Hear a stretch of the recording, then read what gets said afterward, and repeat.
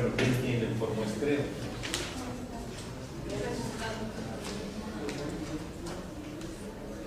Pues el muestreo no es más que la selección de elementos de una población para conformar una muestra.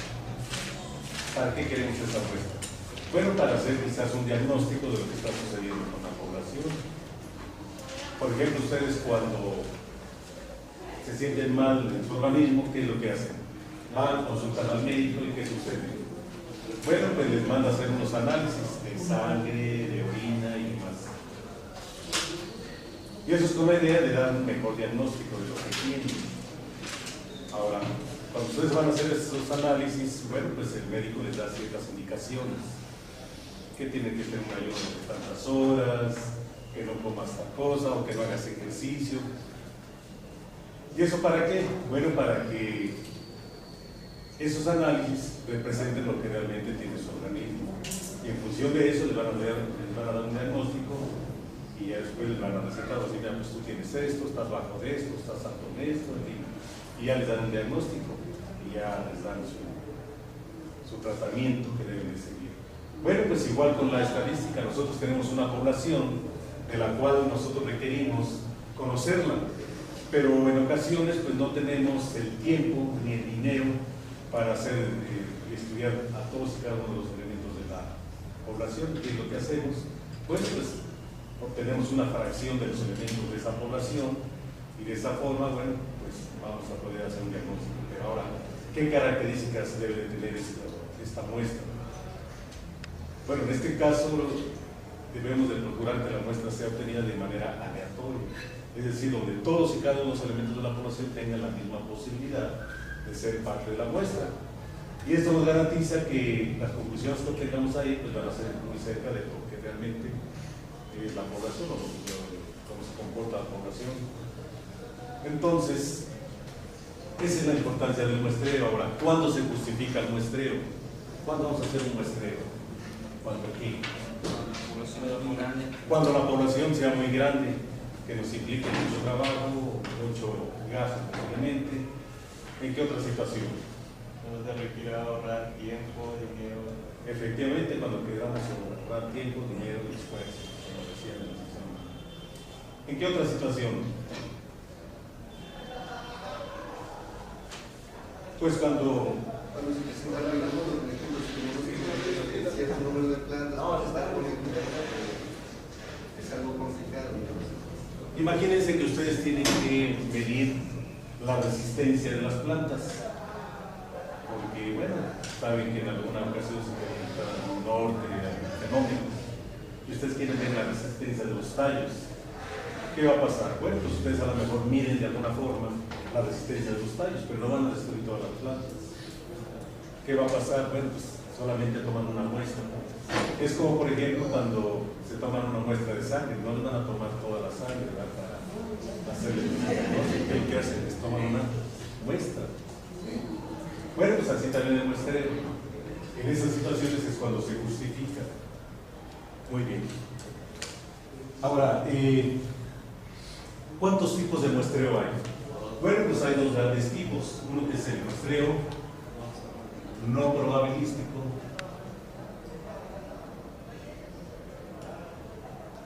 y el muestreo probabilístico. ¿Qué diferencia hay entre ellos?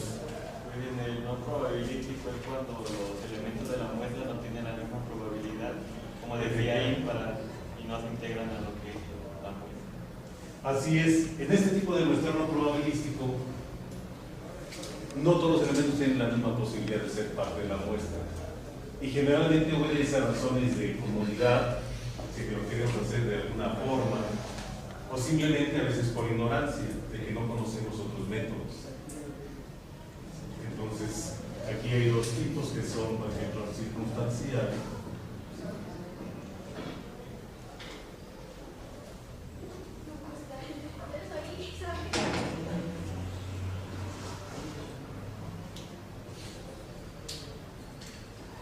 ¿Y cuál otro? El intencional. Aquí es cuando nosotros pues obtenemos la muestra de cualquier forma, simplemente es atendiendo a razones de comodidad. Obtenemos la muestra de rápido, así como sea. Y en la intencional al menos tenemos la idea de querer obtener una muestra que sea aleatoria, que sea representativo, pero en ocasiones no seguimos el procedimiento adecuado para que sea una muestra representativa de la población. Ahora, el muestreo probabilístico, ¿en qué consiste? En que todos los elementos de la población tienen la misma posibilidad de ser elegidos. Cualquier elemento tiene esa posibilidad. Y ahí pues se distinguen varios tipos de muestreo. ¿Cuáles son? El aleatorio simple,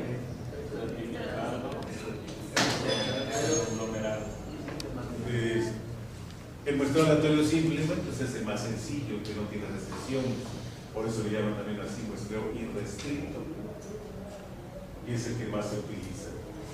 Después tenemos otro que es el muestreo estratificado, que consiste en dividir a la población en grupos, donde cada grupo engloba los elementos que son más o menos homogéneos, y ya de acuerdo a esos grupos se obtiene una submuestra, y el conjunto de submuestras hacen lo que es la muestra final.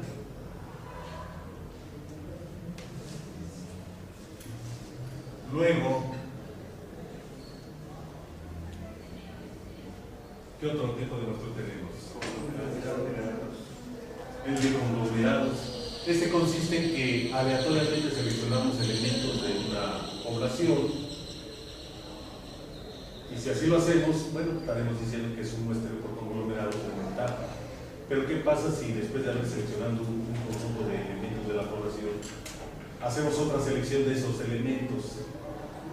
Bueno, pues entonces se llamará un muestreo por conglomerados de 2 etapas, o puede ser de 3 etapas. Por ejemplo, si ustedes quieren saber el peso de los mangos de cierta parcela, ¿qué pueden hacer? Bueno, pues pueden seleccionar, por ejemplo, determinados árboles nada más. Pero si aún así piensan que la muestra es muy grande, si de esos árboles van a tener todos los mangos y medir su peso, pues va a ser una muestra muy grande. Quizás si ustedes de cada árbol dicen, bueno, pues voy a seleccionar esos árboles que anteriormente seleccioné, voy a tomar solamente cierta cantidad de mangos, unos 20. Bueno, pues ahí se reduce la muestra. Pues ya se me muestra con conglomerados de 2 etapas. O si por ejemplo todavía es muy grande la muestra, pues podemos hacer otra selección de esos mangos. Pero todo tendrá que ser de manera aleatoria. ¿Para qué? Para que sea representativo de la población. Y así podemos obtener, por ejemplo, un muestreo por conglomerado de 1 etapa, de 2 etapas, de 3 etapas, según sean las necesidades. Después hay otro muestreo que se llama, ¿cómo se llama otro muestreo? Sistemático.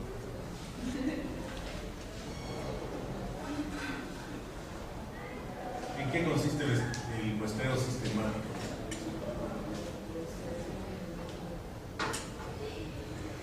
Este muestreo se utiliza sobre todo cuando la población a muestrear es muy grande. Entonces, el hecho de hacer ese muestreo así de manera aleatoria, pues a veces implica mucho trabajo. Y en este caso lo que tenemos que hacer es uso de algo que se llama la razón de muestreo.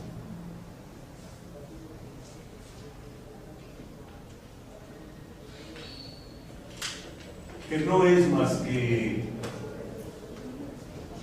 el dividir el tamaño de la muestra, de la población, entre el tamaño de la muestra. Y aquí sacamos un factor, o tenemos un factor. ¿Sí? Por ejemplo, imagínense que yo tengo 100 elementos y mi tamaño de muestra debe ser de 25.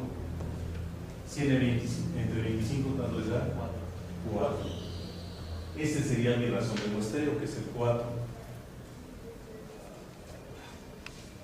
Yo tendría numerados todos mis elementos del 1, 2, 3, hasta 4, hasta 100.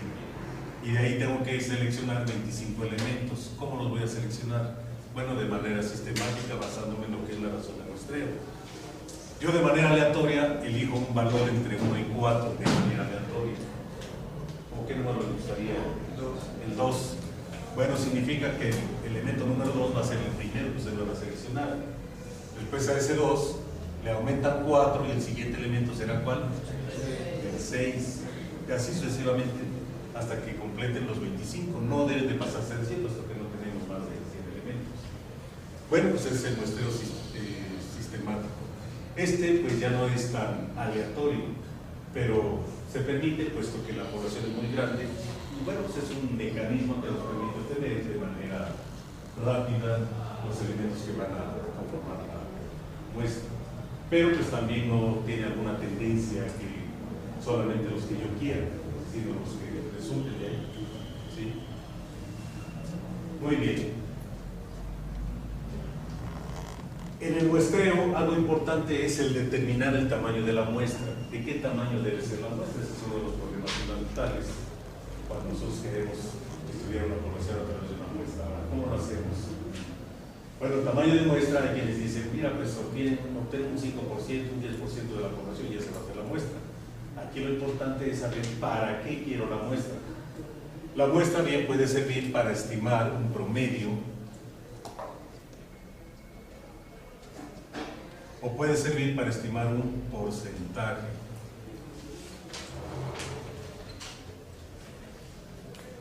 Aquí nosotros, para estimar un promedio, bueno, podemos basarnos en esta fórmula. ¿Tienen la fórmula ahí? ¿Sí la tienen? ¿Qué me dice?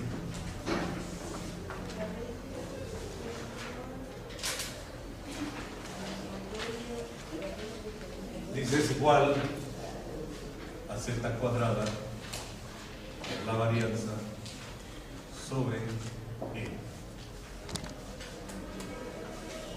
¿Sí? Ese es para estimar un promedio. ¿Qué es la z? Bueno, la z no es más que un nivel de confianza, el grado de seguridad que nosotros le vamos a dar para determinar el tamaño de muestra. ¿Esto qué cosa es? Es la varianza. Es la varianza. Ahora, ¿y E qué cosa es? Es el error. ¿Qué significa eso del error?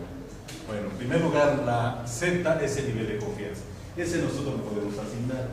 ¿Cuánto quiero de seguridad? 90, 95, 98%. ¿Sí? La S, que es la varianza, es el valor que nosotros obtenemos de una muestra piloto. Es decir, nosotros vamos a obtener una muestra de una población y queremos tener idea de más o menos cómo es la variación de los datos en función de la variable que vamos a considerar para el estudio. Entonces, de manera aleatoria seleccionamos una muestra de cualquier tamaño, de preferencia que sea pequeña, y de ahí de esos datos obtenemos la varianza.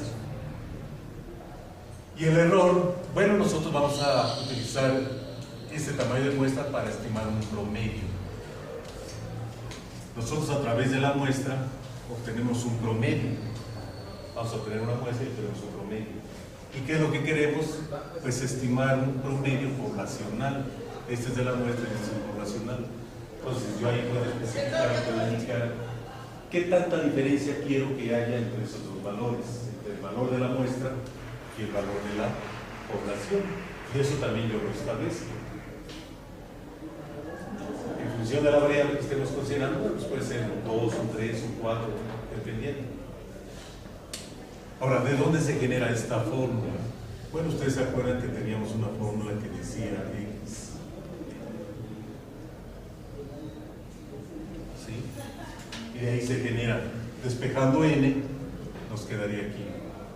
Esta parte del error es precisamente esto. Eso es el error.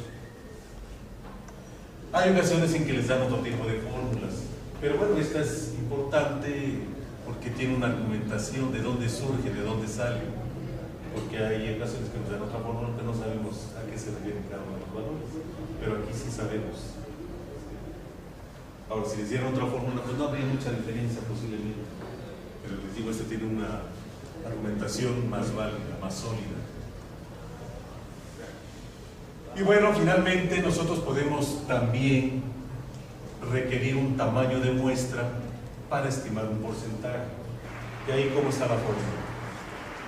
N es igual a z cuadrada por PQ sobre también un error. ¿Sí? Aquí en la Z, pues igual que en el anterior caso, ese nivel de confianza, nivel de seguridad que nosotros vamos a dar. Aquí P es una proporción. Nosotros lo que queremos estimar es una proporción poblacional a través de una población de la muestra.